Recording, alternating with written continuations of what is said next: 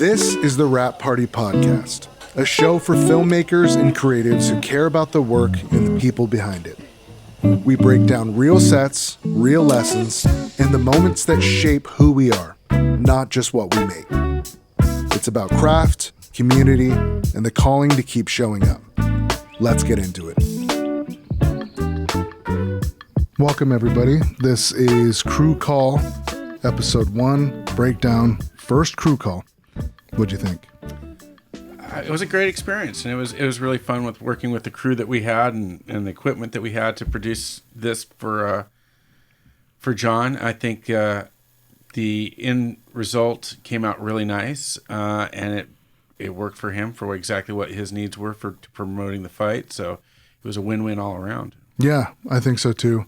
One thing that I loved about it was I think we wanted to go a typical fight build feel to where this athlete is going into beast mode and they're going crazy and they're in this like primal mode. But Jon Mac was the complete opposite. He wants to be at peace when he's beating another dude's ass, which is like the opposite of what you'd think. So that was a cool thing for me. Yeah, no, I've had some subsequent conversations with some crew members after the fact of my camera operator, Steven, just didn't know what to expect for the day. Like I think he's trained a little bit of MMA himself, and to hear his comments afterward about how the energy and the vibe was just totally different than what was expected, and it was a breath of fresh air. Yeah, you know, he really enjoyed working with Jon and feeling his spirit, and I think that showed in his performance. And you know, what we saw there was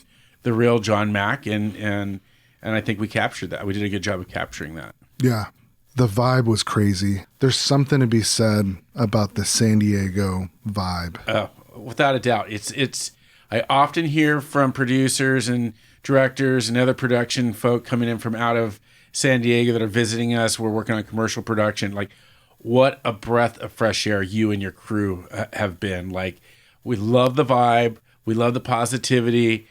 You guys do excellent work. Like, we will definitely be back. And I've seen that over my 30 plus year career. A lot of return clients. Yeah, obviously they come to San Diego for the backdrop, right? We've got a beautiful city. We got the mountains. We got the beaches. We got Mexico. We got the desert. We got a lot to offer here in San Diego.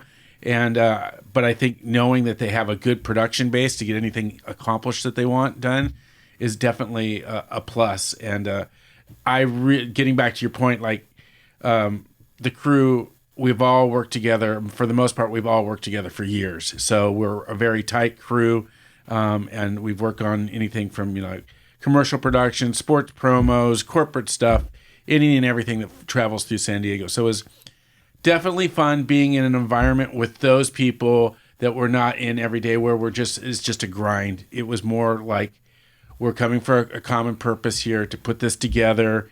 We're going to have some instructional breakdown, and everybody bought into this vibe. And it was a beautiful thing what we came out with. Yeah, it was, and we'd love to hear what you guys liked about the episode. This is our first drop. It's really important to get your guys' feedback, what you liked, what you didn't like, and we're going to be trying different things. You guys are going to see these crew call episodes evolve a little bit, but just wanted to throw that out there. If you guys have feedback, please get it to us. We want to hear it.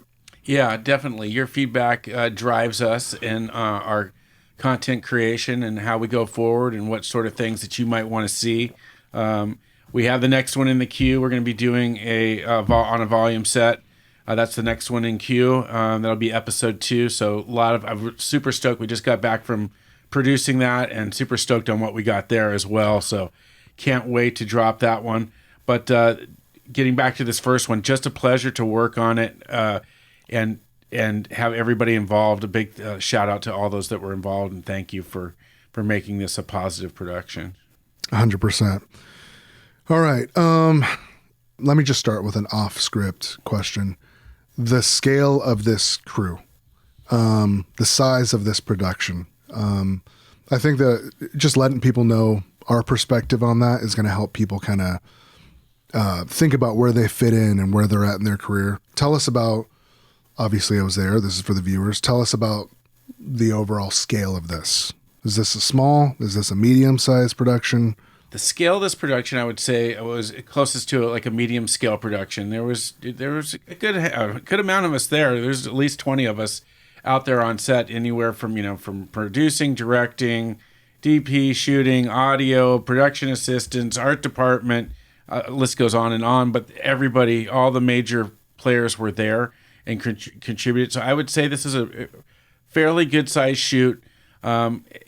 Based on the time frame that we had and the accessibility we had to the studio, to the boxing ring, we had to hit the ground running, right? And we did not have a lot of pre-production time as well. We had a couple days to get things together, and it kind of just, by the grace of God, it all came together on the right time in the right spot, and it was awesome to see what we got with what we had to work with. Our AD Dolan did a fantastic job of just developing the schedule for the day and keeping us on target. I mean, he was the one ultimately that was just in our ear, driving force and keeping talent and crew positioned for the next shot and the next setup, and kept us on top of everything. So big shout out to Dolan, our AD, for his wrangling that day and what he brought to the production. Yeah, I think for people who don't work with an AD often, when that role is there,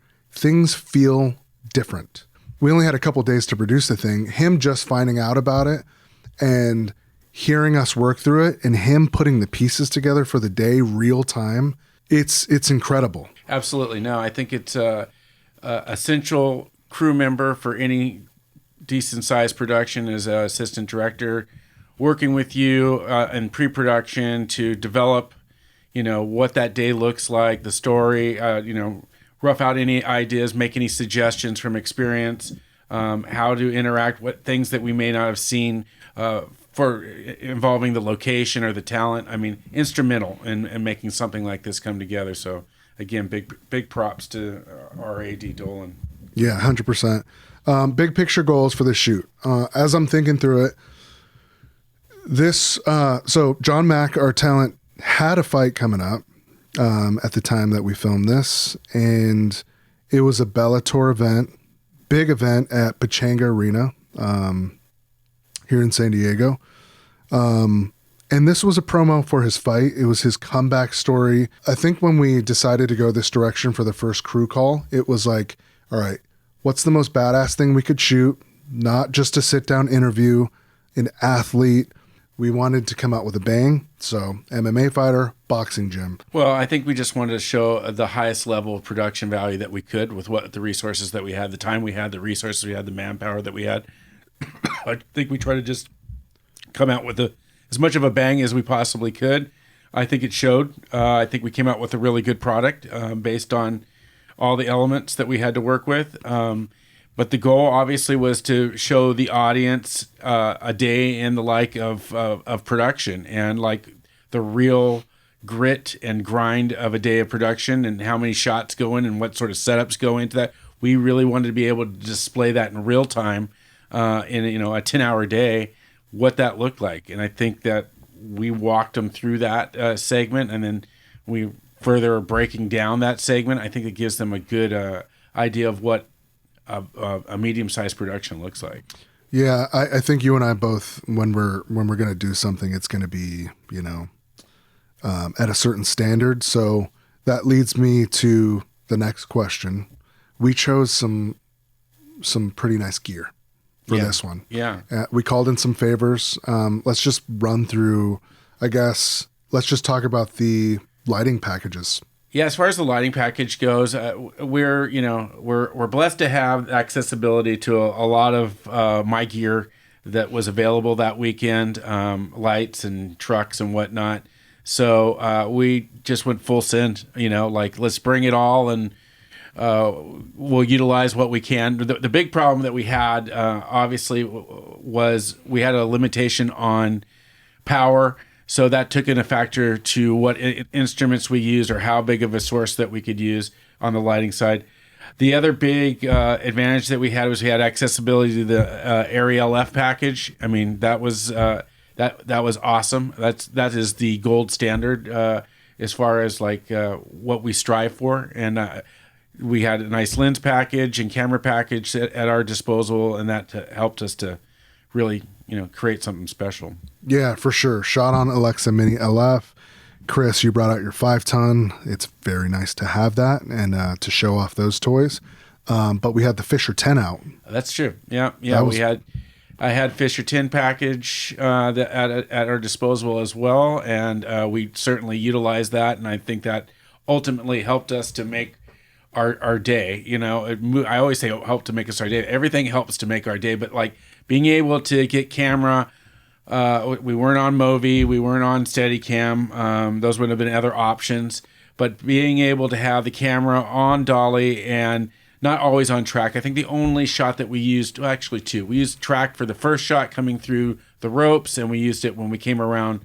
We were on the interview, but positioning camera, elevating camera, instrumental. Like it got us around that whole gym quickly, and we're able to frame up shots. So Fisher 10, without a doubt, was a game changer for us that day. All right. We're just going to talk a little bit about team dynamic here. I think a lot of shoots, they can feel like you're very pressed for time, stressful. Maybe you have an AD breathing down your neck. And then other ones, there's an ease and a grace to it. What was, I have my opinion on this, but what was your opinion of the team dynamic that day? I think we were all on the same page. I mean, I've worked together with both, everybody in the camera department and the grip and the lighting department for years. Everybody that was on that set, I've had a relationship with for the most part. And they were all in good spirits about this production, knowing what we wanted to capture. They lent their expertise to this production flawlessly and made the day just feel and seem like no other production. Just like it was a joy to be there. Like we often like projects that we work on. Some we don't. Some is just a grind. But this one really felt like it was a collaborative effort, and it really showed through. With it just everything worked with ease, without question. We executed, and that dynamic doesn't always happen. But with this crew, it happens often. We've worked together for a long time. Yeah, I completely agree. There was something in the air that day, and I think it came from just going out and producing something for fun. There was we had a purpose of producing this whole episode. I couldn't be more grateful for everybody that came out. I know we already covered this, but I just think that's important to say. So for me, my opinion of the team dynamic was it was incredible. It made me truly love what we have in San Diego with the San Diego crew. Did we run into any snags during the day? Any big challenges? Well, I think the day in itself was a challenge, right? We had a lot of content to shoot in this small period of time. We had to respect the talent's time frame of how much time they had to spend with us that day. We had other issues going into this. We knew this was from a equipment standpoint and a technical standpoint, there was some challenges with power. There was just none at this facility. We had to bring in our own power. We weren't prepared for that. We didn't have a tow plant with us, so we had to make the best with what we had with some putt-putts, and we did. We chose the right instruments. We utilized what power was there, and we augmented. So that was a challenge. And again, getting back to working with the talent in their time frame, they had a hard out, and we knew that going in. The trainer had a hard out. So we worked with Dolan to achieve our goal and to manage the day. And, we got everything we need, but it was not without a little bit of struggle, know. And, it would have been nice to take a couple other moments or get a couple other shots, but with what we had to work with and the time we had to work with, I think we got a good showing. Chris, how do you handle challenges when they arise, especially if it's your department? Oh, man. I kind of thrive on them sometimes. Sometimes it can be stressful, obviously, but sometimes I like the opportunity to have to rethink how we could approach this. Maybe a piece of gear goes down. Maybe something didn't arrive that was supposed to. Maybe we didn't have a certain prop. I love to kind of the ability to think on my feet. I mean, back in the day, I was a race car driver, off-road race car driver, and there was a lot of challenges that came up in that, whether the car was breaking down on course or planning for the production. I brought a lot of that. I've always been kind of like this MacGyver, make it with what you have. And if you're, worth your salt in this business, that's who you have to be. You have to be a fast thinker if you're a department head leader, and you need to be able to pivot. And I kind of enjoy that. Yeah, that's a good word for it. Pivot. Yeah. You have to be able to not freak out. You have to keep your cool. And it kind of just shows what level you're at when you're able to tackle a tough situation and keep your cool. Yeah, I think that develops with your experience. I think that if you're working with a regular crew and if you step up and you succeed, people don't forget that, and they often respect you for that. And that just goes with experience. Like, the more opportunities you get to step up, don't shy away from those opportunities. Embrace them and really capitalize on them, because they're big. They're big momentum changers in your career path, and your peers will respect you. I'm not talking about being, the jerky boss guy that, the know-it-all on set. Not at all. But if you have positive solutions to problems and you can make them make a problem into a solution, or come up with a solution for a problem, people are going to recognize that. Well, it's not unfortunate. It's just a fact that there's often a leader in place on set, whether that on the technical side is the director of photography, or on production side that's the director. There is that natural leader. Now, it's not to say that you're not willing to take suggestions from possible crew members if something arises. I mean, you have to depend on your department heads, whether it's your gaffer, your key grip, your AD, whatever it might be. It's okay to take suggestions and understand them. Ultimately, you have to run with the suggestion or have your own in place to fix the problem, right? So I think allowing yourself to not wanting to think you're the know-it-all all the time, and have a plan, obviously, but it's okay to listen, it's okay to listen. You don't have to be that person that is just like, nope, we're going to do it my way or the highway, and, I'm going to live or die on the sword. I come from a little bit different philosophy. As I like to listen. Ultimately, I'm going to make the decision, but I like to listen. And if there's a creative solution to the problem, and it makes sense, I'm going to take it. Yeah. I think a lot of younger guys that are breaking into the industry, asking me for advice, it's a lot of it comes down to some of the soft skills that you have, knowing when to speak, knowing when not to speak, knowing when it's appropriate to make a suggestion. That is a spot on analogy of this conversation that I didn't mention. Most of the people in that I work with are very knowledgeable and have been doing it a long time. If you're up and coming, it's not to say that your opinion is not valid, but knowing the proper time to speak your opinion and knowing when to just not say a thing, because other people with a lot more experience have already, thought through the process. I think that's very important. Your set presence, and this is something we should get into, and maybe this is in a little bit later in the segment, but set presence for crew is a very important aspect of how you conduct yourself as a professional. Yeah, I couldn't agree more. It's why you get hired. I don't think a lot of the times it's ego for some of the younger people breaking into the industry. I don't think it's ego to where they're like, I need to say something. I think there are probably times where that is there. Sure. But I don't think it's it. I just think it's knowing the etiquette. I think it's knowing the hierarchy. The hierarchy. Yeah. And just knowing who does what. Having a larger understanding of what's happening on a set is going to do you a lot of good. So yeah, that's one thing I want to mention. I don't think it's always ego. I just think it's just not knowing your place. Yeah. And making suggestions that you shouldn't make at the wrong time. timing. It's all that. Yeah, I think there's always opportunities and time for asking questions if you don't understand something or why. It's not often in the moment, right? It might be on a lunch break or in between takes that you might follow up with your department head and ask a question so you can learn. But I think the most important part of learning for less experienced crew members is just observation, like really paying attention to what's going on.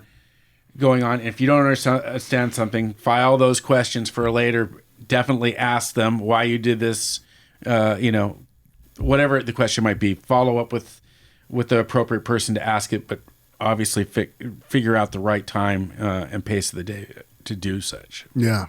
All right. Shoot's wrapped. The final product's out there. Jon Mac actually had his fight. If you had the chance to go back, would you do anything different? Yeah, I mean, obviously, if we had more time, I would have liked to get some more shots. Perhaps, some more B-roll of him hitting the pads, some slow-mo stuff, maybe, more of a training day where we had him on a day exterior. All that lends to the drama and the build of the piece. We didn't have those opportunities. It's not that I think they were truly missed. I think we came out with a good product. Your job of editing this thing, brought this whole thing to life. That to obviously be noted, but I think that just getting more B-roll would have been a nice little extra sauce for you to play with in the edit. Yeah, I think we exhausted every resource we had to make this happen. So to think about a company move and another half-day shoot, or even splitting up that day, it just would have been impossible. It would have been too much. So. If I'm thinking about that question, would I have changed anything? I don't think so. I think I agree with you. A few more shots would have been nice. Just a little variation, even in the gym. But other than that, I'm happy with it. Well, let's take a moment here and let's talk about from production day to the edit. Let's discuss the edit a little bit because you had a lot going on just in BTS and whatnot, but the final product, let's just stay on target with the final product and putting that together. I think you did an instrumental job in selecting the right music bed and the cuts. What was your impression with what you had to work with and how it came together? I was really excited to dive in because the interview was so good. And just from even the pre-interviews with Jon Mac, I was like, we're going to have something that's a little deeper than just your primal fight promo video. So I was stoked to dive in and just chop up the interview and get something meaningful out of it, which I think we did. The piece is titled "The Return of Jon Mac." This guy who's turning 40, returning to fighting is kind of crazy. So that was cool. I was excited about that. The edit for me, we had a ton to work with. It was shot beautifully, lit gorgeously. I was so happy with the files themselves. I'm very used to working with Alexa LF files, so I already knew what we had there. But it's, for me, the juices don't start to get flowing until I've made a playlist of about 50 songs. I'll go through Music Bed. I think the music's just better there. I've had subscriptions to a lot of them. Not all of them, but to a lot of them, and Music Bed is where I go to find music. That part of it is so important to me. It's how I edit anything, is being inspired by the music first. The music influences everything for me about the production process. Even in the creative development, I'm listening to music. You've seen me in commercials we've done together, just like thinking through the music. It helps the shots flow. That's just how it is for me. So the post, I was so excited to get to it because the footage was gorgeous. The interview was amazing. That's how it went. It was all, for me, it was a joy to work on this one. Well, again, I think you did a great job with what you had to work with for sure. You could see the story developing, I think, already in your head prior to getting to the edit on the day of, the footage that we were getting. I think you had a pretty good flow or no knowledge of how the flow would be in the edit based on what we were shooting that day. So I think that kind of lent to the other thing I wanted to touch bases with you on is the color grade, because we both talked about that a little bit, and like how we shot it and where we wound up were slightly different. Yeah. We lit it a little warmer. Yeah. Would you say? I know we had mixed color temperatures, which I know is one of your favorite things to do, and we talk about in the breakdown is utilizing some color contrast. But we did light it a little warmer than it turned out. I think I was going through the color and I sent you just a bunch of references and you were like, yeah, the cool blue looks, teal orange thing. Yeah. I was definitely vibing on that. I thought that brought to the spirit of the piece a little bit, like this gritty, kind of a gritty vibe. And I really dug what you came out with. Yeah. Yeah. For a rush job, I think it turned out pretty cool. And, the teal orange never gets old. And the Alexa, the latitude in those files is just a joy. You can switch up what you did on the day, make a completely different decision in post, in the grade, which you really can't do with a lot of files. So, I think would be interesting we could do for our audience is if we could post a little bit of the raw footage up there, and maybe on our Patreon account. Yeah, we could post up and just let them play with the footage, and maybe they come back with a different grade, and maybe we can post that and have a discussion about it. All right, we'll do that. Yeah, I'll throw it up there. Send in your grades. We're always looking for colorists too, so send in your grades. Let's see what you got. Yeah, and it's just fun to play with those files. Sure. All in all, this was a really fun production to work on, and it was a pleasure to bring this to our growing community. And we really look for your feedback and comments on what you liked and what you didn't like, and how we can make it better. Thanks for joining, everybody. Crew Call episode 2, believe it or not, is almost here. Stay tuned for that drop. In addition, we'll have some information about our first live event, which is the Rap Party. Yeah, this is an in-person event that we're throwing. It's the reason we started this whole thing. So excited to announce that. Stay tuned, everybody. Peace. Peace out.